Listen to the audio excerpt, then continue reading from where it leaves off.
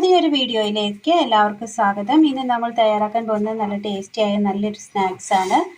അതിനായി 2 ഏത്തപ്പഴം നമ്മൾ എടുത്തിട്ടുണ്ട്, ഒരൽപ്പം റവ, തേങ്ങ തിരുമ്മിയത്, തേങ്ങാപ്പാൽ. അടുപ്പത്തൊരു പാൻ വെച്ച് കൊടുത്ത് ഇതിലേക്ക് തേങ്ങ ഇട്ട് കൊടുക്കാം.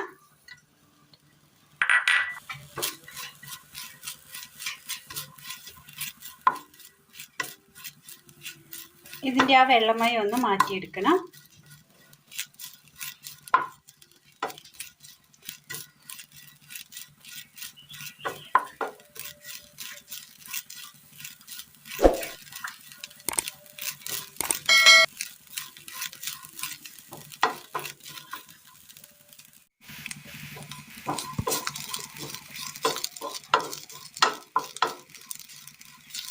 ഒന്ന് ഡ്രൈ ആയി കിട്ടിയിട്ടുണ്ട്. തീ ഓഫ് ചെയ്യാം.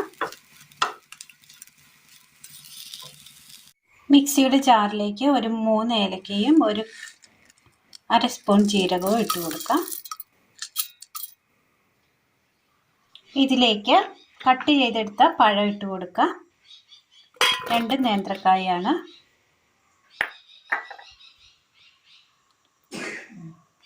ജസ്റ്റ് ഒന്ന് അടിച്ചെടുക്കാം.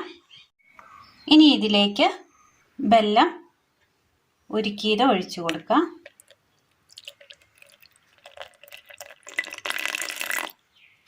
അടിച്ചെടുക്കാം. ഇനി ഇതിലേക്ക് റവ കൂടി ചേർത്ത് കൊടുക്കാം. തേങ്ങാപ്പാൽ,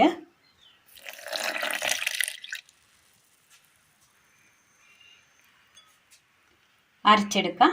ഒരു ബൗളിലേക്ക് അരച്ചു കൊണ്ടുവന്ന ഈ കൂട്ട് ഒഴിച്ചു കൊടുക്കാം.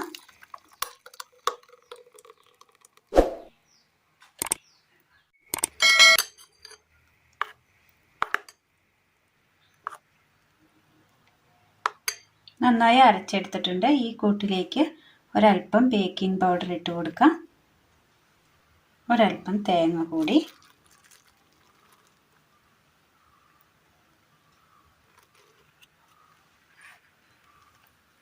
മിക്സ് ചെയ്യാം.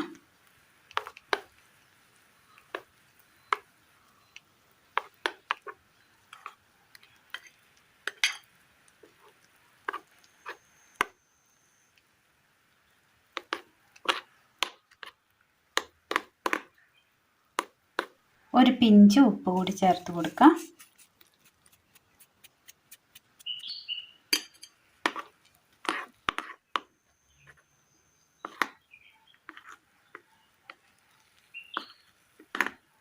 ഒരു 15 മിനിറ്റ് മൂടി വെക്കാം.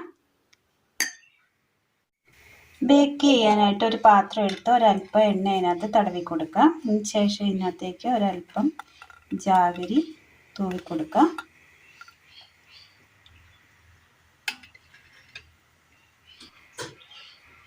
ഇനി ഇതിലേക്ക് ഒരൽപ്പം ഡ്രൈ തേങ്ങ കൂടി ഇട്ട് കൊടുക്കാം.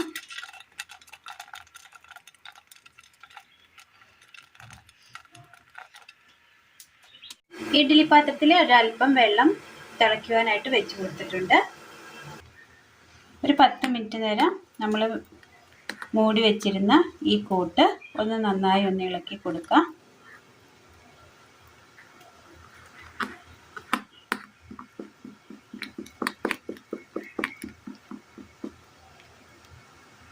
ബേക്കിംഗ് പാത്രത്തിലേക്ക് ഒഴിച്ചു കൊടുക്കാം.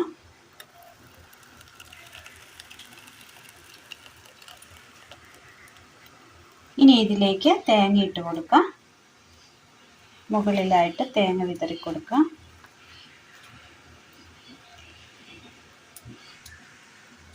ജാഗരി,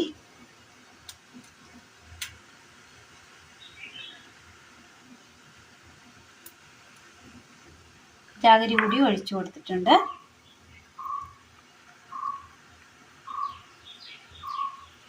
ഇഡ്ഡലി തട്ടിലേക്ക് വെച്ച് കൊടുത്തിട്ടുണ്ട്. ഇത് നന്നായി ഒന്ന് വേവിച്ചെടുക്കാം.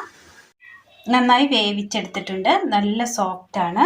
രീതിയിൽ നമുക്ക് മുറിച്ചെടുക്കാവുന്നതാണ്. നല്ല സോഫ്റ്റാണ്. ഒരുപാട് സാധനങ്ങളൊന്നും തന്നെ ഇല്ല. തന്നെയുമല്ല, പഴവും റവയും മാത്രമാണ് ഇതിലുള്ളത്. അതുകൊണ്ട് തന്നെ നല്ല സോഫ്റ്റാണ്. ഇതുപോലെ കട്ട് ചെയ്ത് നമുക്ക് ഉപയോഗിക്കാവുന്നതാണ്. സ്പൂണിന് കോരി കഴിക്കാൻ നല്ല ടേസ്റ്റാണിത്. അപ്പോൾ എല്ലാവരും ഒന്ന് ചെയ്ത് നോക്കണം. വീഡിയോയെക്കുറിച്ചുള്ള അഭിപ്രായങ്ങൾ കമൻറ്റ് ബോക്സിൽ അറിയിക്കുവാൻ മറക്കരുത്. ചായക്കൊപ്പം കഴിക്കാൻ പറ്റിയ നല്ല ടേസ്റ്റിയായ നല്ലൊരു റെസിപ്പിയാണ്. എല്ലാവർക്കും ഒന്ന് ചെയ്ത് നോക്കാവുന്നതാണ്. വളരെ സിമ്പിളാണ്. എണ്ണയൊന്നും ഒഴിക്കാതെ തന്നെ നമ്മൾ ആവിയിൽ വേവിച്ചെടുക്കുന്നതാണ്. അതുകൊണ്ട് തന്നെ നല്ല ഹെൽത്തിയുമാണ്. സോഫ്റ്റ്നെസ് കാരണം ഇങ്ങനെ വിട്ടുപോവുകയാണ്. അപ്പോൾ ഇന്നത്തെ വീഡിയോ എല്ലാവർക്കും ഇഷ്ടമായി എന്ന് വിചാരിക്കുന്നു. ഇഷ്ടമായ ലൈക്ക് ചെയ്യാനും ഷെയർ ചെയ്യാനും സബ്സ്ക്രൈബ് ചെയ്യാനും മറക്കരുത്. താങ്ക്